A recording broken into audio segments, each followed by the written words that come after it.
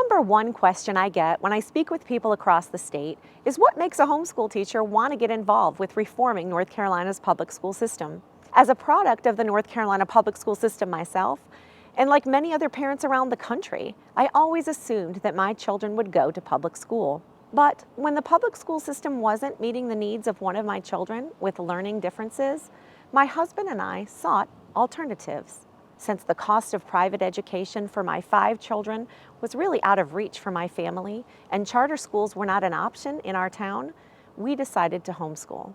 After experiencing how homeschooling was benefiting my daughter, I decided to homeschool my other children as well. In an effort to expand my children's educational opportunities, we participated in teaching cooperatives where my children had the benefit of learning under other instructors.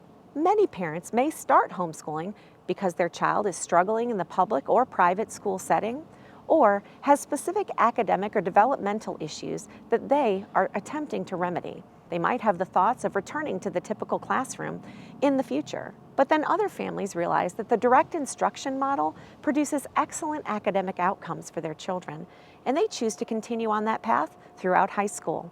I was privileged to teach such high schoolers biology, chemistry, Spanish, and civics during my years in North Carolina teaching cooperatives. I've seen firsthand the dramatic improvement in students' understanding and acceleration in learning when they move from crowded classrooms serving multi-leveled students to small group settings that can offer more personalized instruction.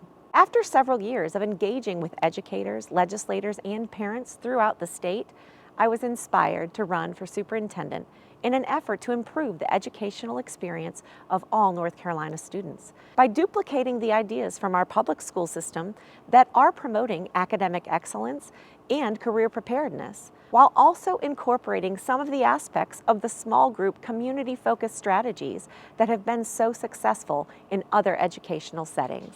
One example of a duplicatable program is the intensive math tutoring program that has been used in Union County since 2017.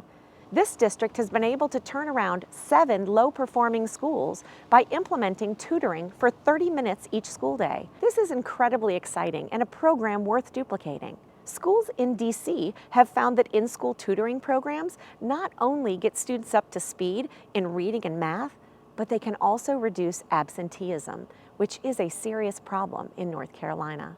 When I am superintendent, finding ways to help districts fund small group instruction will be one of my goals. Everybody wins when public schools produce critical thinking and morally flourishing individuals who will be successful employees, employers, inventors, mothers, fathers, and friends in the future. Supporting district-level reforms with proven results is the way state education leaders can help students thrive. My desire is that every student in North Carolina has the opportunity to reach their fullest potential, and the public school system should be the leader in this charge. Keep an eye on my social media channels and website for updates on the initiatives I'm proposing to help renew public education in North Carolina. Stay up to date by signing up for my newsletter at morrowfornc.com.